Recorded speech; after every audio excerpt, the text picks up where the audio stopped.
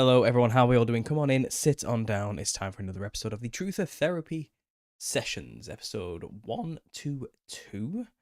My, how the time has flown. It really does feel like yesterday I was doing 100 episodes. Even the live Q&A is creeping up to 100 episodes now. I think I just did the 91st episode of that one as well on Wednesday. So what I'm realizing is I've been doing this too long. I've been talking too much. And you absolute lunatics have been listening to me far too much as well. It's probably time to stop it. But here I am, and here you are, back for more for some reason. And I think we can have a good talk today.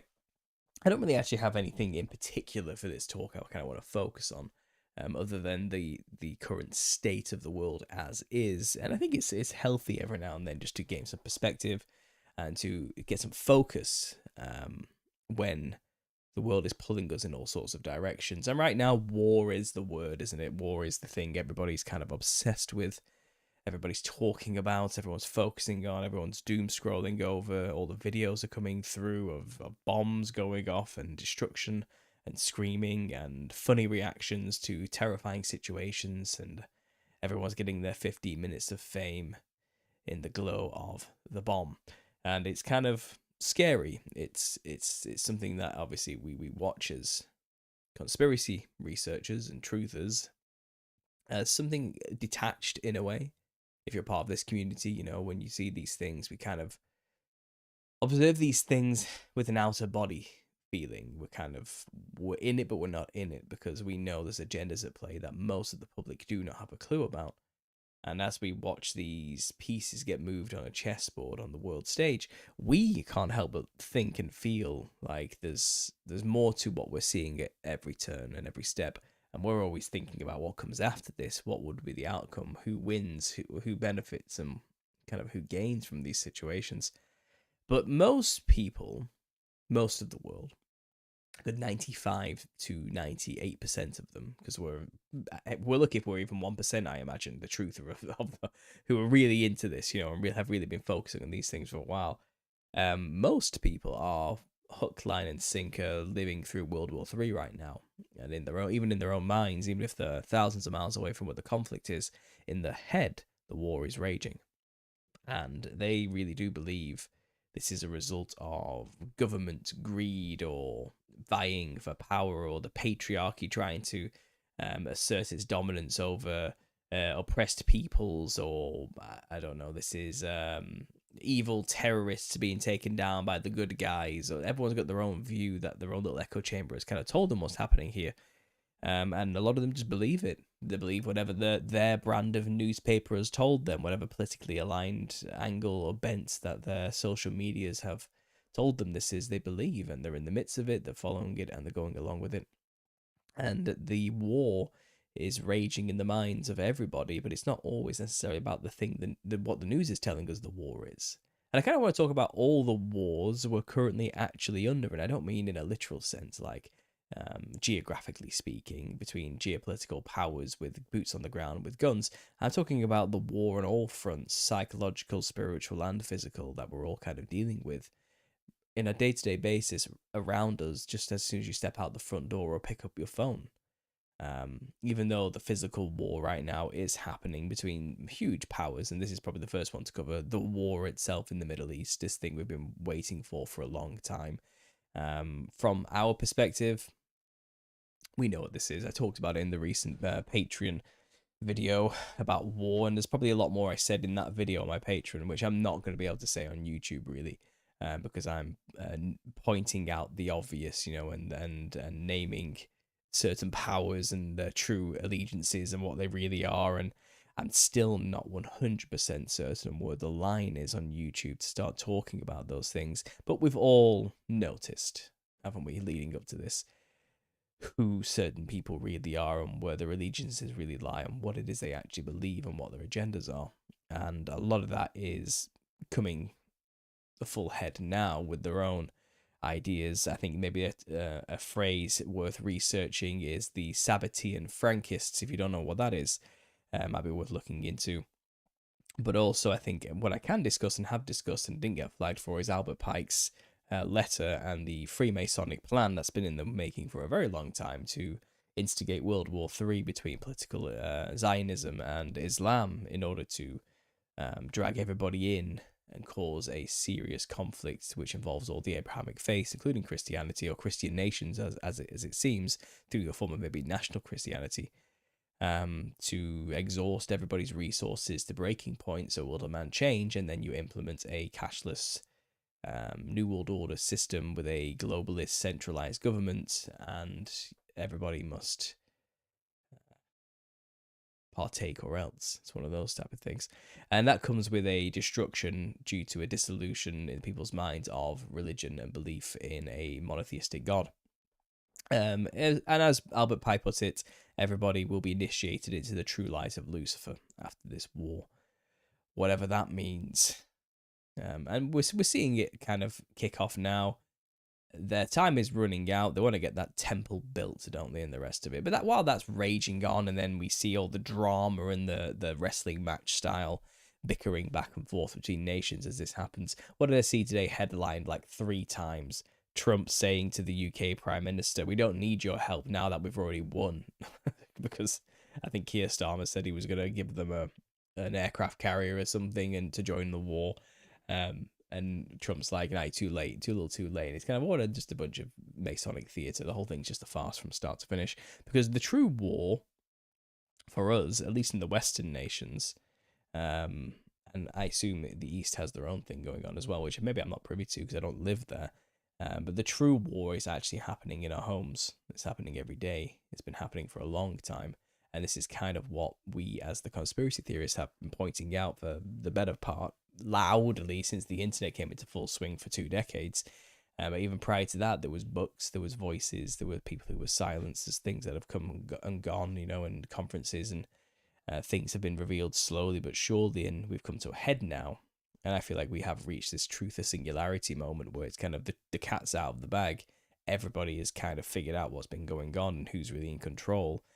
Everyone's realised that everything is quite literally fake and gay, to borrow from a modern phrase or a meme about the idea that everything literally is a lie. Like what we have believed is our reality is not our reality. It hasn't been our reality. It was a veneer of the truth. It was a total. It's just total nonsense, With that reveal, you would think comes a vindication for us who have been here and silenced for so long and beat down and censored and had our livelihoods taken away and threats made to us, trying to get the truth to people about what's really going on behind the scenes. And now that the Epstein files suddenly dropped and everybody knows and everyone's suddenly noticing, it didn't come with vindication, really, did it? It came with this sad realization that nobody cares, really. And now that everybody knows, what we do is irrelevant. It doesn't come with vindication. It comes with a sad fading into irrelevancy. And that's just to be expected, because that's kind of how the revelation of the method was supposed to go, wasn't it? It was this slow drip feed of information, so people would kind of be passive and apathetic about it when the truth was revealed. And I suppose that's what's happened now. That's where we're at, and that's the situation we actually find ourselves in. Let me just have a quick drink, guys. Excuse me. I'm a little bit under the weather. I've been dealing with some kind of weird sinus thing. I don't know what it is. I've got some herbal tea here to try and help sort it all out. And looking at the screen here, and I'm looking very pale and blotchy and weird, which is not to be surprised. I'm under it. I don't know. Maybe it's parasites. Who knows? I've got to do a cleanse again or something. But it's rough. It's rough. So I'm looking a bit tired, and I probably won't go for too long today because of that. I need to get a relatively early night because I have a full week of writing to do as well, starting tomorrow. Back-to-back day today to try and get this Nephilim Like Clowns book finished off. But back to the point. The battle has been raging in our homes for a long time. It's over the truth, really. The real battle has been everybody trying to get the truth out. Now it's out. Nobody cares. And again, I've kind of been riffing on this for a while. The world really is set for the order abchaos philosophy of the enemy, which is they're going to make an order out of a total chaos, which is about to occur. But why? Why chaos? I mean, what have they done to us to cause the chaos? And it's not simply just bombs dropping that's going to be the cause of this. And I kind of made a little pseudo list here of all the wars we're currently under, and maybe I'll ream a few off for you and riff on them. But if you have noticed something maybe I've not discussed by the end of this, and you notice another particular silent war that's been occurring on the people, speak up in the chat, and maybe I'll add it as well, and we can keep going with this. But I mean, we have the war in the Middle East, but we also have a war going on currently, which again is a worldly war. These are all worldly problems. These are kind of distractions to the true issue at hand. These are symptoms of a regime which has been never gets pointed out while we're busy dealing with these symptoms. These are stepping stones leading towards a certain end goal of a wider agenda. But another one is that we have a war in our own homelands. We have civil war, on many fronts between many factions and ideologies waging it out with one another over who has political dominance mainly. But that war of ideology, be it between the right or the left, the liberal or the conservative, also bleeds through to kind of a theological war between the Christian and the Muslim, or an identity war between black or white or Arab or Asian or Chinese or whatever it is. Then you also have that down to the sexes as well, and you have a literal war between the sexes going on between male and female, between patriarchy and feminism, and these false dichotomies are constantly pumped into us from the media all the time to make us believe that these wars are relevant and we should be identifying with a particular faction within every one of these wars and fighting it out to total spiritual and mental exhaustion, if not even physical, because these do get violent sometimes and people do die because of these ideological possessed people out there who really have identified with these things and have made their entire personality surrounding being in this fictional fight in their head between non-existent enemies, because media or their own echo chamber outlet has told them that there are enemies. And then you realize, again, probably mentioned in the other video, who owns all these outlets and these platforms that are causing this destabilization. And again, we figured it out, but we're not allowed to say. Still, I think those who are suddenly allowed to start saying it, it's a bit of a honey trap, so I'm going to avoid it. But yeah, the wars are on many fronts, so let's maybe cover a few of them. So the homeland one, even right now in the UK, we have a major battle going on, politically speaking, over the future of our country, and we have not simply the economic problems to do with property and the lack thereof for younger generations, which is again a major problem we'll get into later when it comes to generational problems. But we also have inflation issues. The war in the Middle East has exacerbated this now. We're going to start seeing the prices rise in food and oil and the rest of it, and home prices to heat the home basically going to go up. So that's whatever. We have a monetary war all the time. Everybody's dealing with that all the time. The modern pressures of the cost of living crisis, as we've labeled it in the UK, which is not a crisis, it's a manufactured attack on the people. It's very simple. But yeah, we have this crisis we have to supposedly deal with, where everything costs too much money now and no one can buy anything, so everyone's going to start dying soon from that, or starving or suffering, or be reliant on government handouts, and then we get this whole socialist thing going through. And we do have a country which is maybe majority on handouts now and wholly reliant on the government, and keeps voting in evil dictatorship left-wing socialist parties who are eroding our country further and replacing the people through demographics with terrible policies, because they keep promising people who aren't any the wiser that, oh, we'll just keep giving you free money, which comes from those who are still working and working hard to try and feed their family and keep their homes. And it's just become this horrible system of resentment all around between the British people, between not the haves and have-nots, but the people who work and those who take everything. And this is what happens every time there's communism or socialism involved, is it not? It never works, and it always causes war and destruction and death and famine and misery, because if you remove people's incentive to work, the system collapses because nobody bothers to do anything that maintains the infrastructure of the system itself. And we're heading that way. So we have this rich poor, I guess, divide, kind of. But like I said, it's more complicated than that, because you'll find a lot of these people who were on the benefit systems are actually far more wealthy than a lot of people who aren't now, because they're cheating the systems, they're lying and gaming the systems in ways that they know how to because they were basically taught how to before they came here. And these are also economic migrants, we call them, who have come from many countries' borders to get to us because they know we have this welfare system that can be taken advantage of. And so that's caused mass resentment and division because those who have come to this country to do that haven't integrated but created enclave pockets in every city all over the UK, where they segregate themselves from the rest of us. And that again causes tension because we're literally seeing a geographical change of our own homes and landscapes as a result of this. So again, a huge war there, literally stepping out the front door, raging on between cultures. There's a cultural war, and there's also a socialist war on the people. And then we have those who probably don't even know that they're under this regime of socialism exactly because they still believe through propaganda that Britain is great and it has these values and everybody can be British and English as long as they move here and have a passport, and they believe all that propaganda too.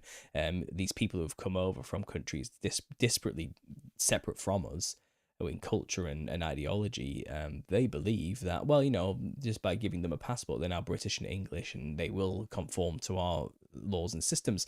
But that's not the case. Instead, they're trying to seize the means of power through political means and instigate their own culture's laws into ours. So that's one war. Pretty screwed there on that front, aren't we? That is happening. But then this fuels the racial war as well then. So then we also have, for some reason, through, again, maybe false histories on many fronts or the shifting of blame through generations, but there's a lot of black people who hate white people, and there's a lot of white people who hate black people.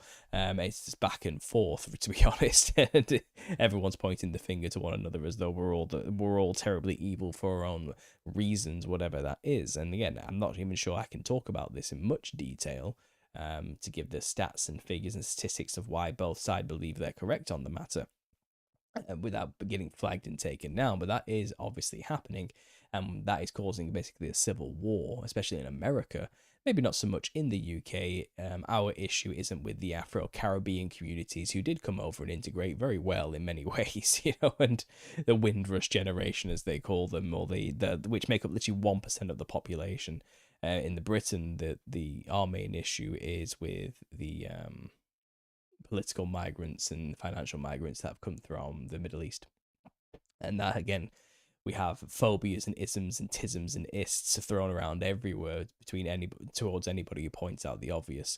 And as a result of this tension that's been going on for years, we now have a rise of the nationalist right who want to reclaim the UK as it was, and let's make Britain great again type of stuff.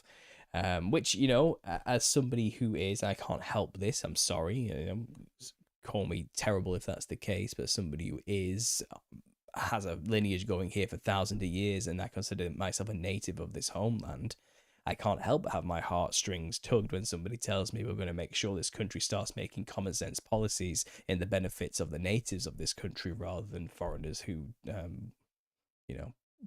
came here for the system's benefits rather than because they care about our history or culture or want to be a part of it or contribute to it. And yeah, as it sounds like common sense, doesn't it? But even I, as a British person who's a conspiracy theorist living here and knows the truth and all of this, still has this programmed, beat down guilt within me that makes me scared to say these things, and even feel bad about it in some way. Even and you guys know me, who's been here long enough, I know I'm not oblivious to anything that's happening in the truth of the matter, but still, the programming and the pressure and the system has been put its boot on all of our necks for so long now. It's still hard to stand up, and now we see a guy who's been given to us who seems to be standing up and saying all the right things and is making the system run scared and being smeared and attacked, and everything's bouncing off of him because we're all done with being called whatever we are. That's happening, and that ball is rolling now in the UK, and we're going to see perhaps a necessary instability if he's honest and true and he actually does want to do this, something that through Rupert Lowe, as it's called, and his a restore party. But then that's caused a split anyway within even the political right, because we already had a party called Reform, head up by Nigel Farage, and they're now at loggerheads with each other because Reform kicked him out And then he started his own party, who's now getting traction, perhaps more popular than Reform. And it's like, oh, well, the right is kind of split and divided anyway, while this socialist, liberal, leftist regime that's currently in government through Keir Starmer for another 3 years is just passing one law after the other that's selling us all down the river and getting rid of our country and identity, and basically killing the people of the nation. And it's kind of terrible. Like, we are in a serious problem here in the UK. And that's not to mention, again, the financial issues and everything else that's happening, and the unlivability of this country, and the trickle down effects of the war about to kick into. And it's bad. You can't define it as anything else. And no reasonable person can look at our situation, whether you're in it or outside of it, and go, well, I'm sure they'll figure it out and everything will be okay. There's no good outcome here. There is no good outcome here. Like, there's too much division on all fronts. And then now that's the one thing. The political, ideological, religious splits there in our country alone, and the vying for power and the civil war that's happening there. The war between the races, and then the war between religions. Christianity is dead in our country. Secularist atheism and nihilism took over for too long, and then a stronger, more traditional culture came in and established themselves in place of it, in lieu of it. And that's just what you get when you don't stand up for your traditions or your culture. Something else comes and replaces it. And again, what we're seeing now is a rise of a Christian nationalism as a counter to this pendulum swing. And I don't think the Christians that are suddenly rising currently are necessarily what's best for the country. I don't see it that way. I as a Christian would love to see more people coming to Christ and having that Christ-centric worldview, and reading the Bibles, of course. But at the same time, I feel like what we're getting is actually more of a reactionary counter movement to everything I just described earlier. And it's more of a Deus Vult, Viking converted warrior type Christianity, which perhaps maybe it does have its time and place. I couldn't say, but from what I'm seeing, it feels more like these people want to go to war. And that feeds into the Albert Pike letter I mentioned earlier, where they're going to unleash Christianity from the boot I mentioned, so they will go and fight in this war in the Middle East I mentioned earlier against Islam, along with political Zionism. Now, for as much as that plan's in order, I think there are a lot of people who realise that there is a plan to do that, and a lot of younger generations, Gen Z and younger, have completely just checked out of civilization altogether and will not fight in these wars and do not trust the governments at all. And I think the internet may have done that. But I was listening to someone talk earlier about the internet and how basically it's caused younger generations to have no trust in institutional systems of government. But his take was kind of a little bit detached from reality, but from his point of view, it's perfectly reasonable and was reality. But he's saying the internet and social media has destabilized the cohesion of countries, because younger generations no longer have any trust at all in these systems. But when he didn't have the internet growing up, he had this view of like the American system and government as people worthy of looking up to, and like the ones who will step up when the world's in trouble if aliens turned up, like a Captain America style vision of America, And even though it probably wasn't true, behind the scenes corruption was happening, because the internet has now aired every single politician's dirty laundry, and nothing can be hidden anymore. It's actually destabilized these cohesive nations and systems instead, and the system gets thrown out, the baby with the bathwater type of situation. And maybe there's something to that. And maybe the internet was given to us in full force by the controllers to destabilize once cohesive nations that perhaps weren't so corrupt originally, but have become more corrupted as more bad actors get involved into those systems. So there's that as well. And I thought that was quite valid. I thought, yeah, there was some validity to that, but I think the way he came at it from was not a conspiracy theorist perspective. Maybe he's like reinventing the wheel in a sense. I don't know, but for us, it's still a good take. So I'll give him credit for that. But yeah, Gen Z has checked out. They have completely removed themselves from the picture because they do feel like their entire future has been stolen from them. I've been studying this out for a while. I'm a late millennial, so 92. So give it 5 more years, I would have been Gen Z myself. But I've been trying to understand the generational divide, because that's another war we're kind of under. The older generations and the younger generations hate each other. And well, at least the younger generations have a lot of resentment towards the older generations. So everyone's blaming the boomer generation for everything, for all our problems and why we can't buy houses. And um, basically, the concept is, well, boomers have been in power now for like 4 decades, maybe 3 decades, and they will not let go of the reins of power. And their way of thinking is outdated. Their methods, the way they run systems, is not fit for purpose for the way that things run today, but they're not willing to let it go. And then they say, it's a large chunk. The boomer generation are a large group of people because there were so many of them, because that's why they have their name.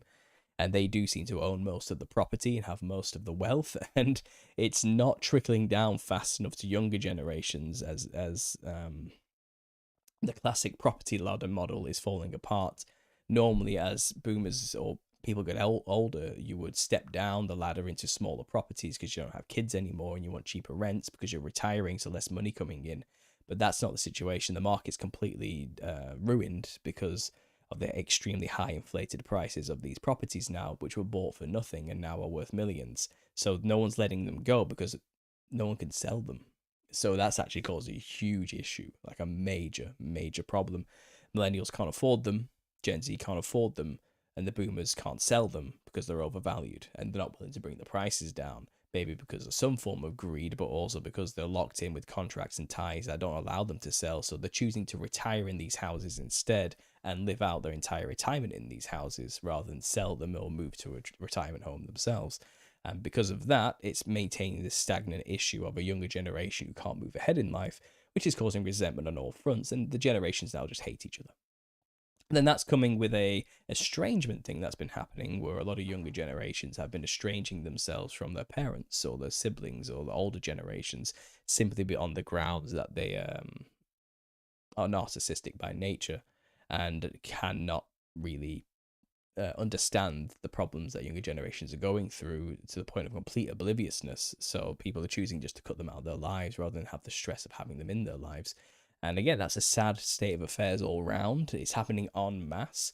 But then when you look into why it's happening and listen to the reasonings of the people doing these things, you actually can't fault them because, yes, they've been put through the ringer and possibly even heavily abused by people who don't realize they're abusing people, because everyone's kind of lost in the world and greedy and narcissistic and psychopathic, and everyone's kind of been abused themselves because we have another war that's being raged on us through the media, which has caused all these problems and divides, lying about certain factions, making up fictional stories about the way certain factions think and believe and feel.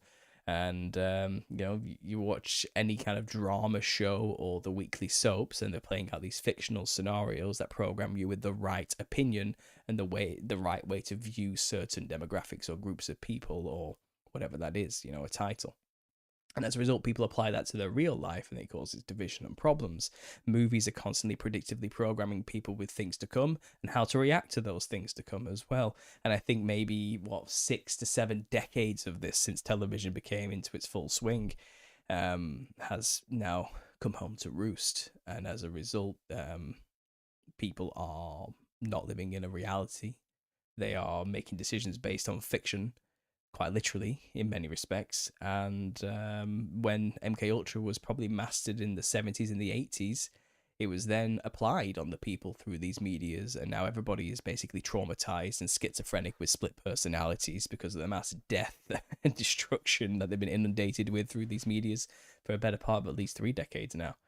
And I think this has basically trickled down to a complete collapse of the family unit, a destabilization of the people's mindsets, and made people selfish, made people out for themselves. And it's sad. It's another war we're under, another serious war, another front we're fighting on here. And then you have the war between the sexes. It turns out a lot of younger generations, Gen Z, are not bothering with relationships because they just can't afford them. The real bottom line comes down to a lot of young men and even women cannot afford a relationship. It used to be, maybe a few years ago, men hate women because women, how do I put this sensitively, are out for themselves or are out for the best they can get, and dating apps have ruined that. But at the same time, the role reverse, and men have become misogynistic pigs or something like this, and men are checking out, and they don't want to, or men can't step up, or it's like a standard. At first, they had these divided lines between why men are terrible and evil, and why women are terrible and evil. But now I think the bottom line has come to that younger generations just can't afford to get married. They don't see a future for themselves. They don't see a future worth living in or bringing children into. So why go through the process of dating and then getting married and having kids if it's just going to bring more death, pain, and misery into my life and everybody else's life, because we can't afford the future, because I'm never going to get a home of ourselves. We can't afford any of these things. And I think now it's really just bottomed out to a simple fact as being in a relationship and starting a family is too expensive. That's sad. That's the end result of the sexes war. Nobody's having sex. So what would that cause? That will cause demographic collapse. There aren't going to be any of these nations in the future, and with demographic collapse comes systematic collapse.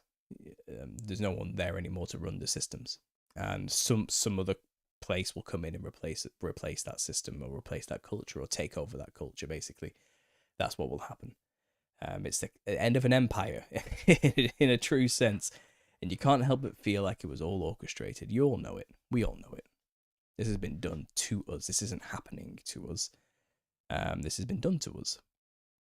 But it's all kind of framed with enough plausible deniability in every front that the mass majority of the population just looks at everything burning and laughs and says, "Oh, aren't we silly? What have we done to ourselves?" And they kind of speak in inevitabilities, like, "Well, there's nothing we could have done.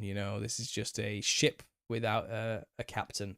It's just aimlessly going around, and we're just whim to the winds of change, and there's nothing we can do about it." It's like, no, this ship has been hooked from the front by somebody who's steering us in a certain direction. Absolutely, and we just don't see them because the string's too long and the fog's too thick. But a lot of us have been looking, we've been seeing, and we realize now. But maybe it's all come just a little bit too late, it feels. That's what it feels like for most people.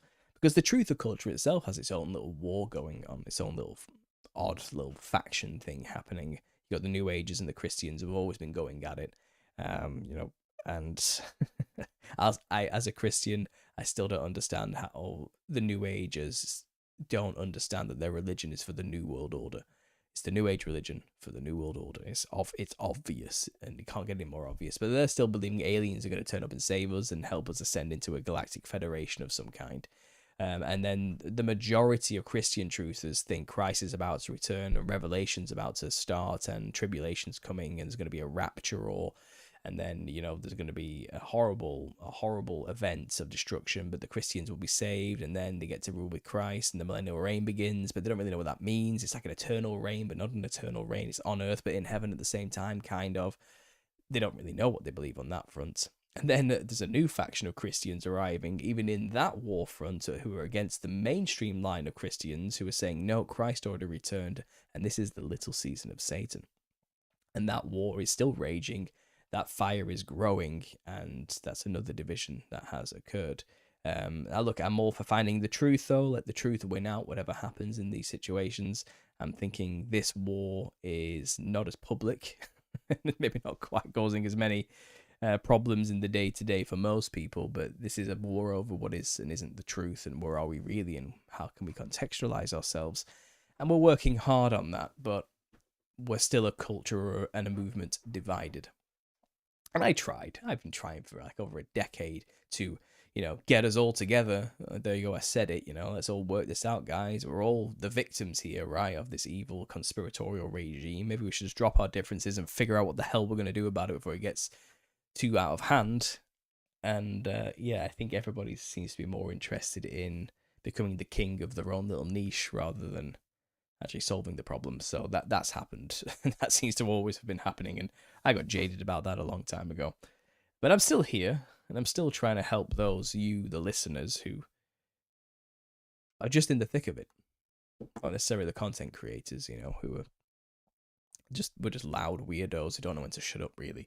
But most people are living in the day-to-day with these people who are haters or are believing the lies or running the programming and haven't really unplugged in any way. And we're there trying to help our loved ones, friends, and family realize these things, and they're rejecting us and kicking us to the curb, and I'm all I can really realize I can do is look, this is going to play out how it's going to play out.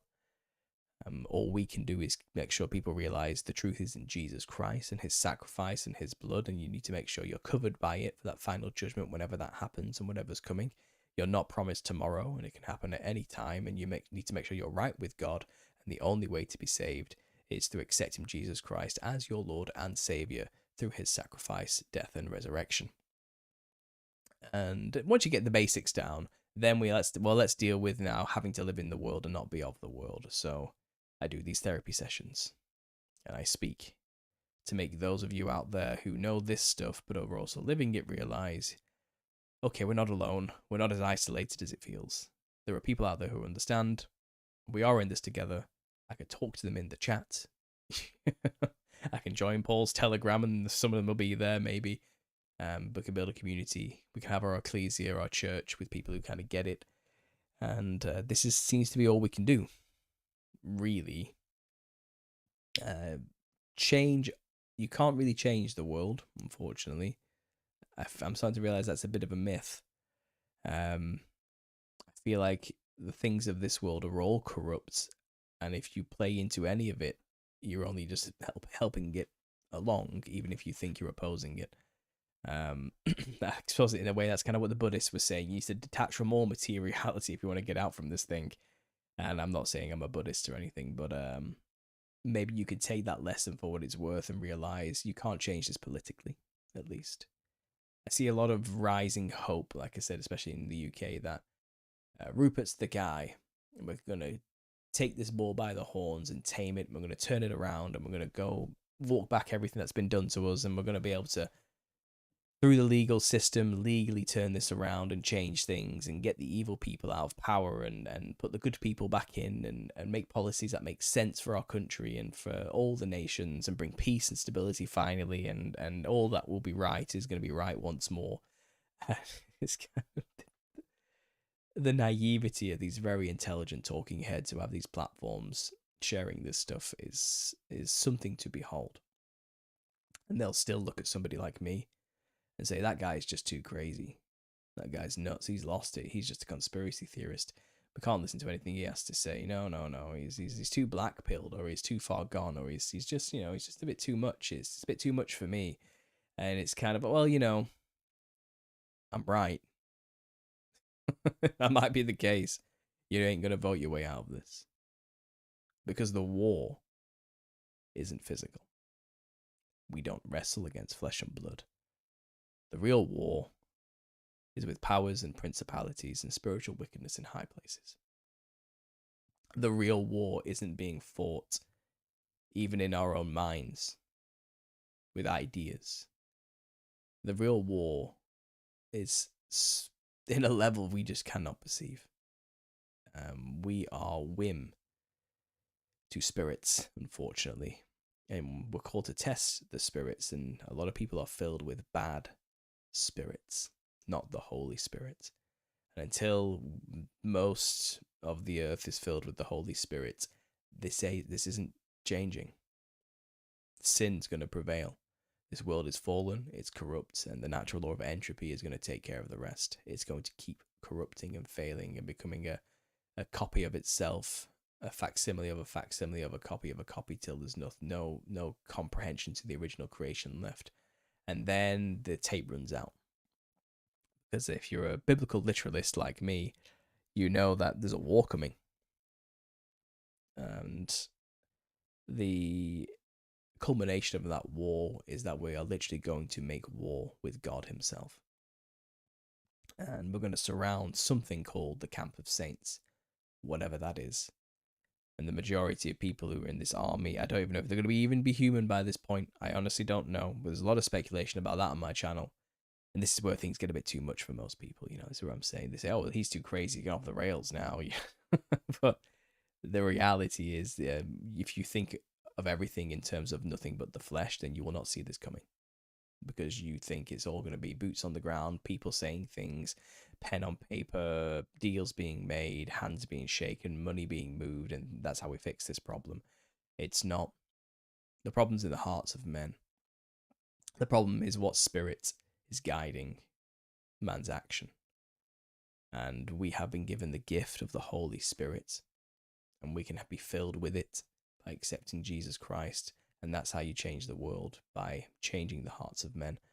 And that's why we're called to make disciples. That's the only commission we really have. And if you can get a critical mass of that happening, then you'll start seeing real change, or at least localized change in your own area, whoever you can impact and touch with that change. But the world hated Jesus Christ enough to crucify him, and anybody filled with the Holy Spirit is going to have a target on their back in this world. Because the enemy wants people focusing on everything I mentioned prior to this. They want you to fight in the war. Pick a side. They don't care which side you pick. Just be invested and fight. Christians, real Christians, not this new Christian nationalism that's rising, understand that you can't fight your way out of this physically with a gun or a sword. It's not going to. You live by the sword, you're going to die by the sword, and you'll change very little when it comes to the end game stuff. You know, what's going on right now, the overarching story, the narrative at play. And we don't fight back and win by killing the enemy. This it's a hydra. You cut one head off, 10 more will rise. It doesn't matter, because we're dealing with spirits here. Spirits that move people. Powers, thrones, like principalities behind the scenes in a spiritual dimension that you don't perceive or understand, or have the capacity to even understand from our perspective. And until that supernatural worldview is understood, nothing's going to change. And most people, at least in the Western world, believe in that kind of thing. It's just woo-woo spirituality, nonsensical superstition. Okay. And at their own peril do the majority of people think that way. And again, I'm of the mind that we're not really going to change the world anyway, because this world will only be changed by the renewing through God, and creating the new heavens and the new earth after the war, after judgment. And I think maybe all of this is just a testament to how far we have fallen, how much further we can fall. And maybe it's an example when it comes to judgment of, we'll let you do things your way. Speaking both to the angels and man. And look at where it got you. Now it's time for God to do it his way, as he originally intended instead. And perhaps it's maybe God's doing like a long game. We have to let them persist in their folly if we want them to become wise. This is just so thinketh Paul with no degree of certainty, not so saith the Lord. So don't take this as gospel truth or anything. But I don't know. We're in all this, and we make the best of it. There are good things happening. It's not all terrible and bad, don't get me wrong. But we go through all this suffering, and I have to wonder if it really is just a process to, once all this is over, to look back on and learn from in some way. And it's through the suffering and the mistakes that we become wise, or at least wise enough to not do it again in the new heavens and earth. Perhaps this is necessary. Maybe people call it a refining fire of some kind, steel sharpens steel, that kind of idea. Maybe. I don't know. It's tough while you're going through it. But that being said, we make the best of what we can do while we're here and while we're living. And for as much as the war is raging on, a lot of it really is in our heads. The spiritual war is there, it's real, and these agendas are being played, but the spirits work primarily through men posting things on screens, and it's through the scrying mirrors that they get to people, and they get their magic into people's heads that makes them have a worldview that is wholly detached from the reality that's around them. And maybe if we could just switch off these screens, that would probably cause a lot less anxiety and problems in the immediate. And a lot of what we see on the news and the media that we should be scared about, it truly is a theatre of kind. And I'm not saying people aren't dying and suffering. Oh, I absolutely believe that probably is the case. But the perspective they give us about what's happening is a lie. The outcomes that they are providing for us are a lie, are not wholly organic, and that's how they're going to get you. So in a way, if we just stop paying attention to their magic and propaganda, everybody just switched it off, well, then they would very quickly lose their grip and control over us. And I think a lot of people have switched off and are detaching and detoxing and removing themselves from screens altogether and realizing the consequences of this. And in a way, there are many individuals or groups of people or families who are starting to become free in this world and no longer living in fear as a result. And that's a positive change, and that is happening. There'll always be those who see and those who do good in this world. And again, it makes it all the more sweet when people do choose to love in this world and do good and help one another, because that's a radical act in this world, to be selfless. And when people do, it means that much more in this fallen world. And, it's best to do these things when people aren't watching, because there's only one person who counts and who you should care about when who's really watching, That's why you should always pray in private, and you should never tell anybody anything you've done. That's a good deed. Because who you're trying to impress then? People or God, And that's what we need more of. We need more people selflessly helping others. And I think we could probably see some at least local positivity or changes.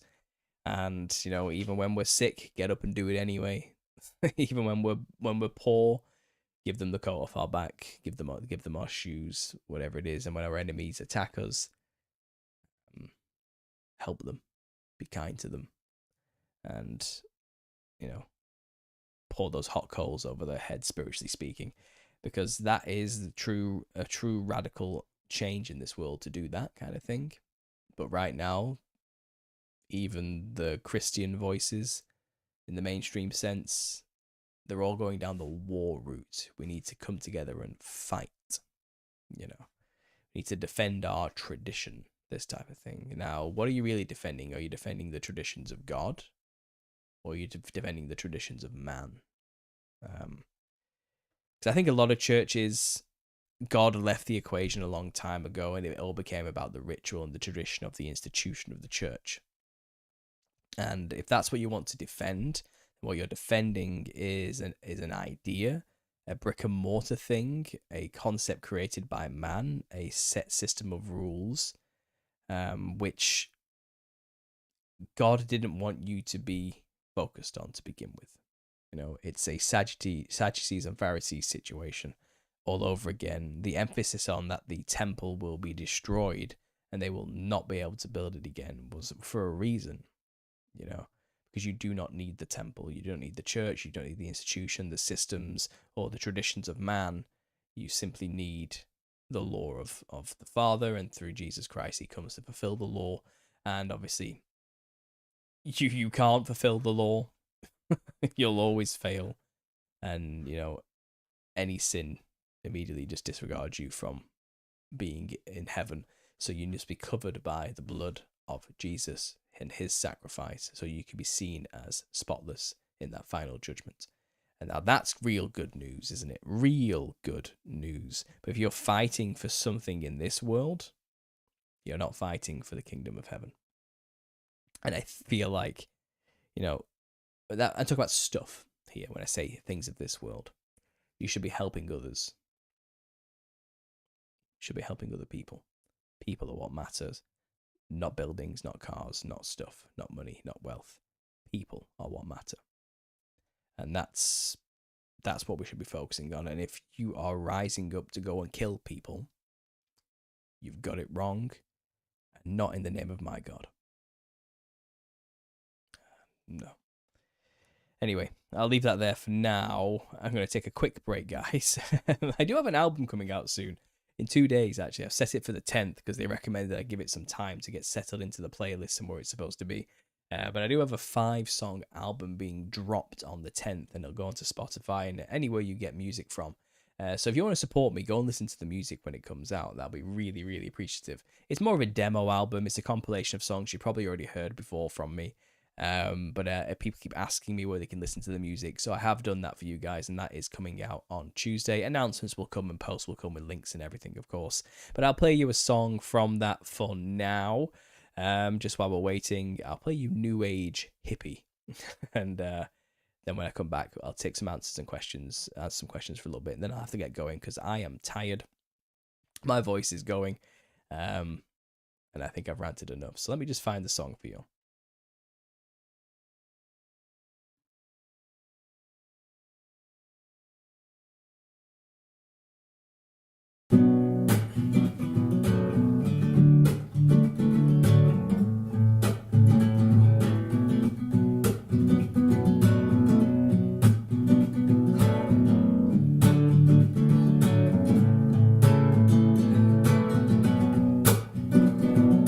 Tell me, what do you seek? I see you're after mystery. I bet you're a new age hippie. I could be wrong, it all depends. Do you drop acid with your friends in the hopes of seeing something pretty? How do you like it underground, where the bass is bouncing all around and you're dancing to something trippy? Well, walking home is no fun when eyes are wide and jaws are numb and you got no shades in Sunrise City. Someday you will say that there's only really one way, and you'll know by the names that change while the game remains the same. For shame, I bet you're trying to ascend and consciousness is your best friend. Come on man, you're a new age hippie. I bet you think you're a god, and in the end you'll rise above the thrones of the all high and mighty. Duality's your deity, your mantra is it came from me. You'll yell it loud, proud and haughty. Well, don't you know it's all a lie, and when you do, you can't deny. My, what a pity. Ah, well, someday you will say that there's only really one way. You know when the names change, but the game remains the same. Oh, someday you will say that there's only really one way.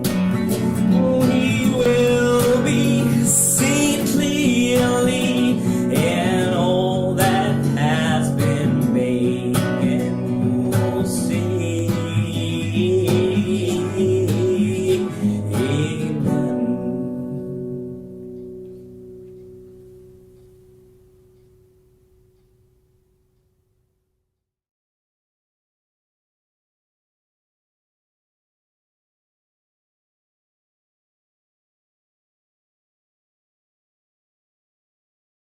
And we're back. Hope you enjoyed that there, guys.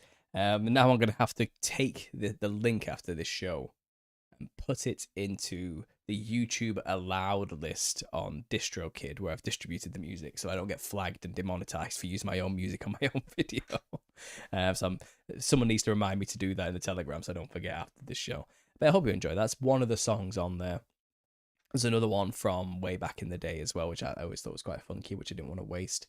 There's a piano piece on there for 10 minutes, jazz improvisation, which I think you'll like. It's kind of, it's something just to chill out to and let it ride while you do some work or something like that. And then of course I've got the new one I wrote recently as well. So it's quite a few good songs on there that I've kind of just compiled over the years, literally over the decades. These things have been recorded randomly, and I put them all into one solid place. So look out for that. Announcements coming, and you can listen to them in a couple of days' time when it gets released. I've been looking back at the chat there. Someone did make the comment that, Christ comes to bring a sword and to divide brother against brother and so forth. And I understand that when he did come back in the second coming, he did come back as a conquering king, and I get that. And I think he did do that, and he established his earthly kingdom, and the millennial reign was established not long after he ascended after Pentecost. And I think that tribulation did happen already, and judgment was brought to the evil kings and rulers of the earth.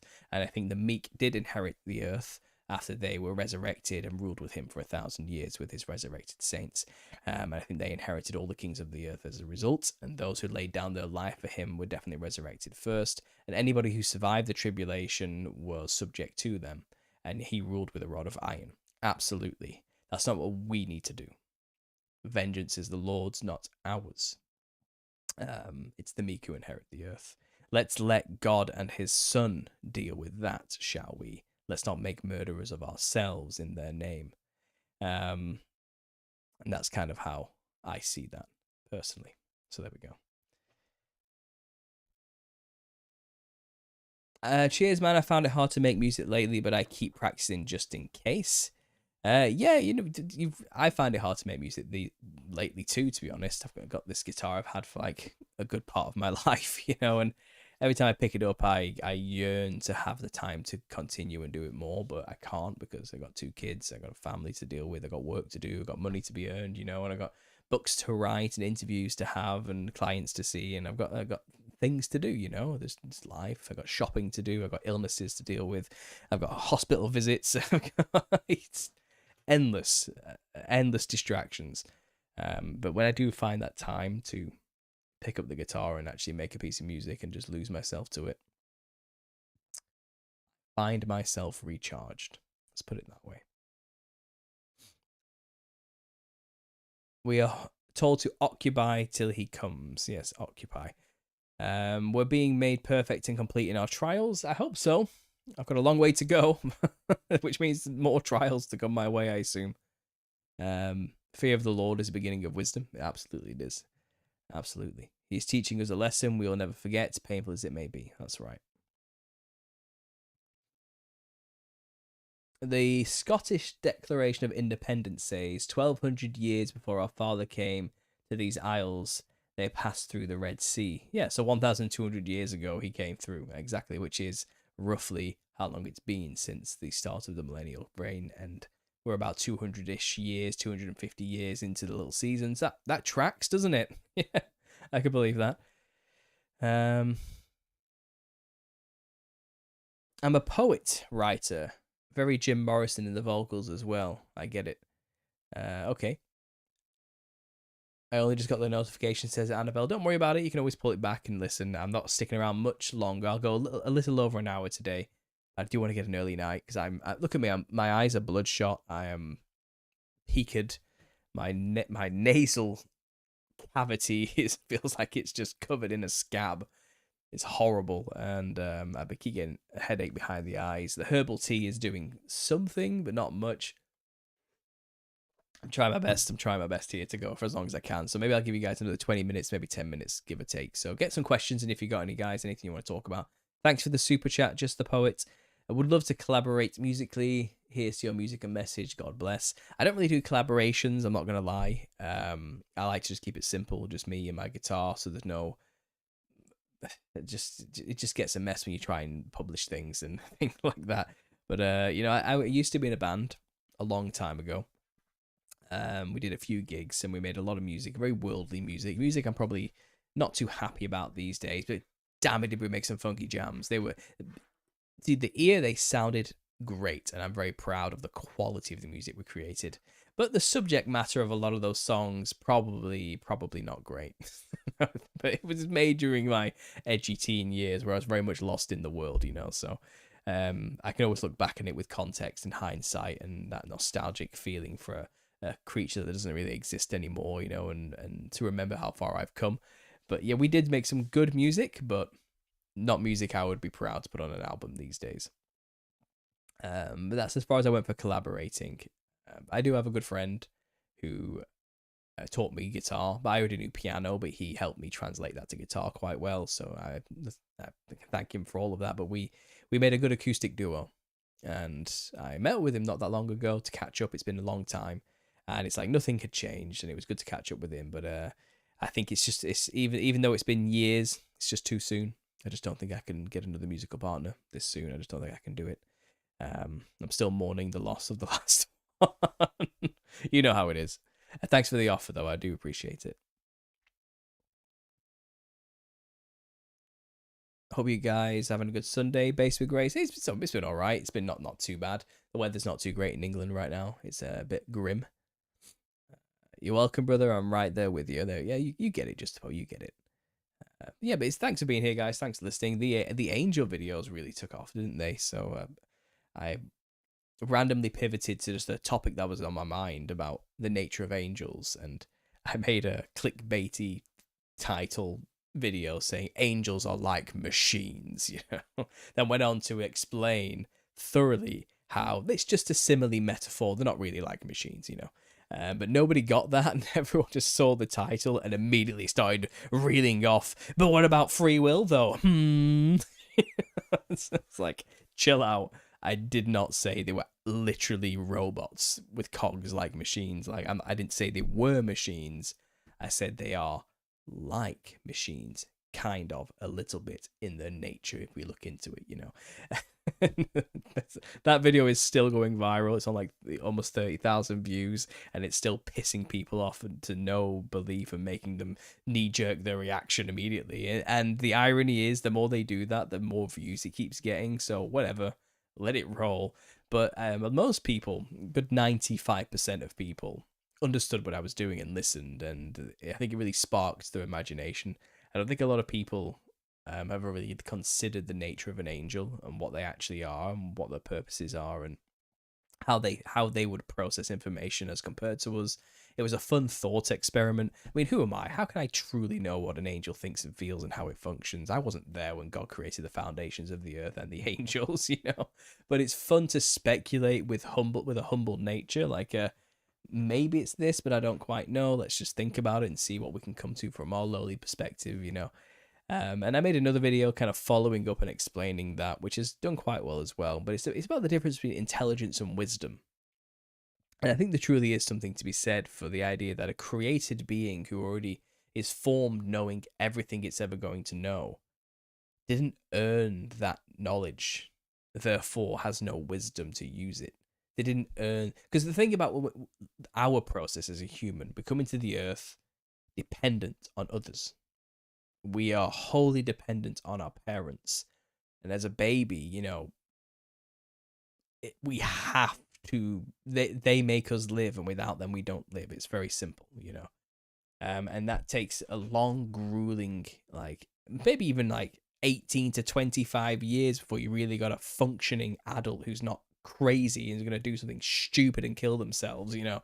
Like, it takes a long time to raise a person into this world, and during that time we make a lot of mistakes growing, don't we? Like, and we have to do all the awkward, horrible, nasty stuff that we have to go through, the mistakes we have to make, the cuts, the bruises, the bumps, the rejections, the bullying, the laughter, the deprivation, the failures, and the overworking, and the rest of it. We've got to do so many things just to realize what it takes to function in this world and how to get through it and survive and make something for ourselves and be a net contributor to our family, our friends, our loved ones, to build an island we can live on comfortably, that type of thing, you know, and to carve your place out here. And you have to go through this grueling process that's painful with a lot of failures, but through that process we learn how to deal with the knowledge we are learning correctly, the right thing to do with it. We become wise with the information that we learned the hard way. And we realize, yes, I may know how to do this thing because I have trained in doing it, but I know when not to do this thing too, because I understand the consequences of its misuse, because I have made that mistake and I learned the consequences, or I've seen the consequences through the grueling process. Now, an angel was just given the knowledge and information and means in creation. They didn't go through a process to learn why they should be careful with it. And I think this is why many of them did teach mankind a lot of things they shouldn't have been teaching them, why many of them very quickly gave into their lusts when they came to earth after asking God to come down and help man make sure they stay on the straight and narrow. They very quickly saw women, and before you knew it, they were impregnating them because they just could not resist. They could not give into that immediate temptation. And it's kind of like, well, you know, any young boy listening knows we have grown up learning the rules of engagement and how to temper our emotions and our hormones and how to handle being a functioning, reasonable human being in this world that doesn't go around raping people. You know, we learn that, you know, there's things we should do and there's social norms and functions, and these angels had nothing like this, and they had no way of kind of like going through the process of handling human emotion. And when they came, and I think like they shagged the, is it called an oikotarian or something, like they became like a human in the flesh. They very quickly just lost it, and they gave into the flesh immediately, the pleasures of the flesh. They were just going all out, but we are wise in the way we learn things and the way we've had to experience and structure and survive, and we understand how to control the flesh a lot more than an angel does. I think that's true. I think that's what's happened here. And it's because we weren't just given our knowledge in creation. We had to earn it. We had to, because I think God creates us all with like a potential, you know, like of he knows us before we were here. He knows what our spirit, our soul is capable of. He knows what naturally imbued talents and passions and skills we come into this world with. And there's a path in this world for us to follow where all those things can be nurtured and we'll reach our full potential is the end goal, isn't it? Of what we are capable of that God has given us to do. But we have to work to get there. Angels are just instantly given everything and their full potential immediately. They're built as a purpose-built machine at maximum capacity to begin with. And that alone, I think, changes everything. That changes an entire worldview, a perspective, and how we interact with the world. And again, they are hyper intelligence. They've reached the apex of knowledge and intelligence we have to strive to get to and will probably never reach. But they didn't have to do any work to get to it. Therefore, they lack the wisdom necessary to use it in a way that only we could if we gained it through the wisdom process.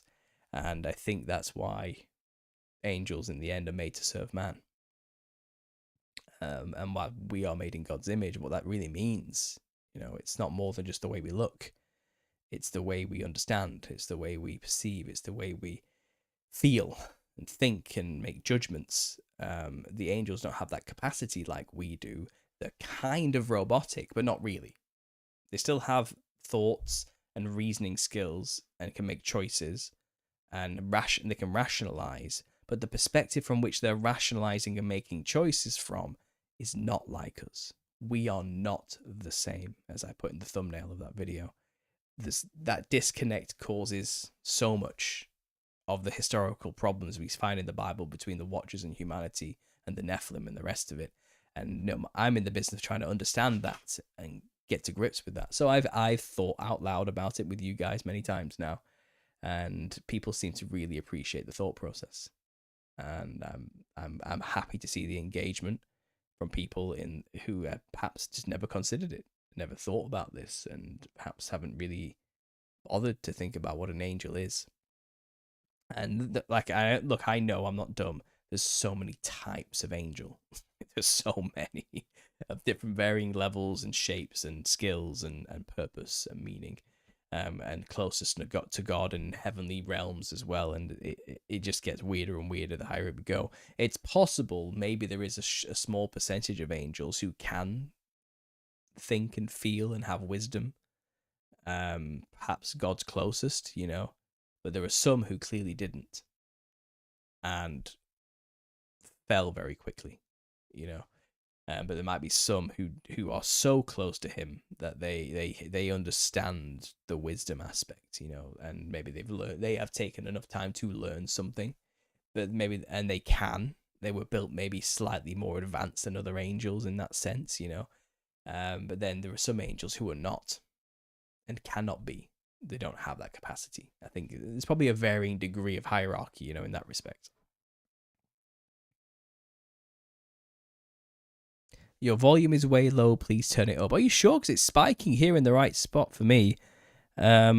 I've turned it up a little bit. There you go. No one said anything recently until now, so I don't know why that's the case. I've turned it up a little bit though, but it looks like it was fine for me where it was spiking here on the levels.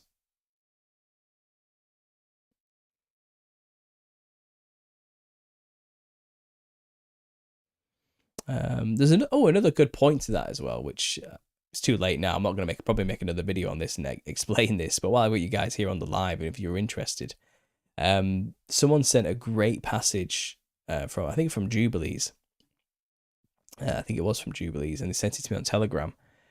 I've got it up here. Yeah, Jubilees 2:2, and this is about animism. So I brought up it's kind of like the Earth itself does have a form of animism about it, where everything kind of does have a spirit, and those who are involved like within the animistic religions worship the creation. They worship or venerate and have relationships with the spirits within creation. The river spirit, the forest spirit, the sky spirits, the cloud spirits, the sun spirits, the moon spirits, the wind spirits, the rain spirits, whatever it is, everything is imbued with a spirit from this religious worldview called animism. And they have a varying degrees of relationships of veneration and worship of said spirits. And people have argued with me, this is like animism, not realizing I've already said it, perhaps not waiting to say the point. But they're arguing with me saying, this is what the pagans believe. This is dangerously close to saying everything has a spirit in it, which is what the pagans believe. And when they switch to Christianity and a God-centric view, we advance so much further than the pathetic pagans did, because it was a wrong worldview to have.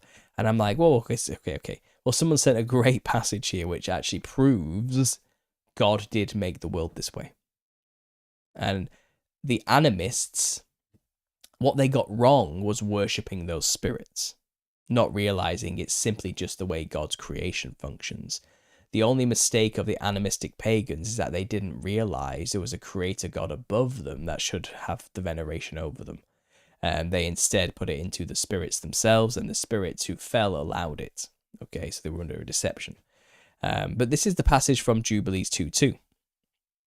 For on the first day he created the heavens which are above, and the earth and the waters, and all the spirits which serve before him, the angels of the presence, and the angels of sanctification, and the angels of the spirit of fire, and the angels of the spirit of the winds, and the angels of the spirit of the clouds, and of darkness, and of snow, and of hail, and of hoarfrost, and the angels of the voices, and of the thunder, and the lightning, and the angels of the spirits of the cold, and the heat, and of the winter, and of spring, and of autumn, and of summer, and of all spirits of his creatures which are in the heavens and on earth he created, the abysses and the darkness, even tide and night, and the light, dawn and day, which he hath prepared in the knowledge of his heart. So Jubilees 2:2 right there says he put the angels, the spirits of the angels into the winds, the clouds, the darkness, the snow, the hail, the frost, the voices of the thunder, the tides, the heat, the cold, the winter, the spring, the autumn. Every function of this creation is imbued with the angelic spirit who makes the function happen. He said it right there. It's in scripture. Scripturally, animism is correct. The flaw comes from worshipping those spirits over the creator, which is what the pagans did. So there's a counter to that immediately with scripture to back it up. That is exactly how God did create creation. And the issue is, the pagans aren't wrong about a lot of things. It's the way they put their attention and focus that they got wrong. Like a lot of New Agers are correct about the nature and the function of the system we live in the earth. We live in the sacred geometry, the dualistic principles everywhere, the electromagnetic stuff and the spiritual functions of how spirits work and all these type of things. They understand all of that. They're actually very well versed in it, and it is all true.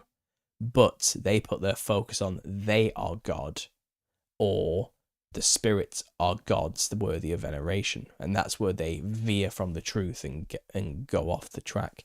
A good lie is about 90% true and 10% lies. Okay, and that's how it usually works.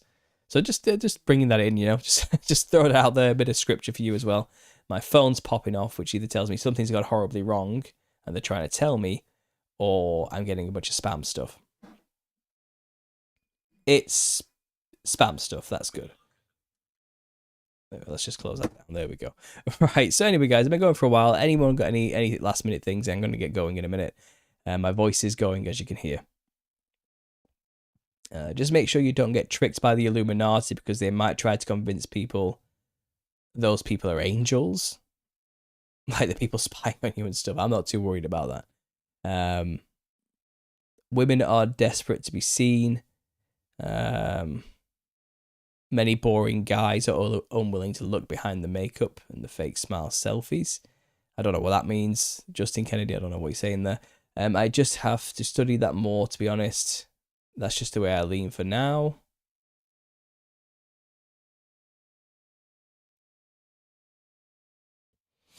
I think that verse about voluntary worship of angels might be referring to the angel of God. In the Old Testament, that was Christ in the bush, known as the angel of the Lord. I'm still not 100% sure on that. Okay, well, it sounds like you're studying it out, so let me know how that works out for you. But yeah, I think a lot of the references to the angel of the Lord was probably just talking about his son Jesus, to be honest.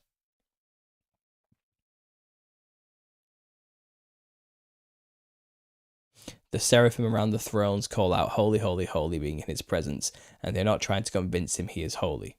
That's right. I really appreciate angels. I don't worship them. They helped a lot in my life, but it's all glory goes to God. Yeah, angels are... There's a warrior class of angel as well, and there's a messenger class of angel, but there's also a functional class of angel, and there's lots of classes of angel, for sure. Right, guys, my voice is going, so I'm gonna have to go. I'm gonna have to leave before this gets out of hand.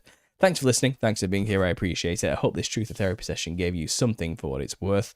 If you want to support me, the best way is through Patreon. Please consider becoming a patron.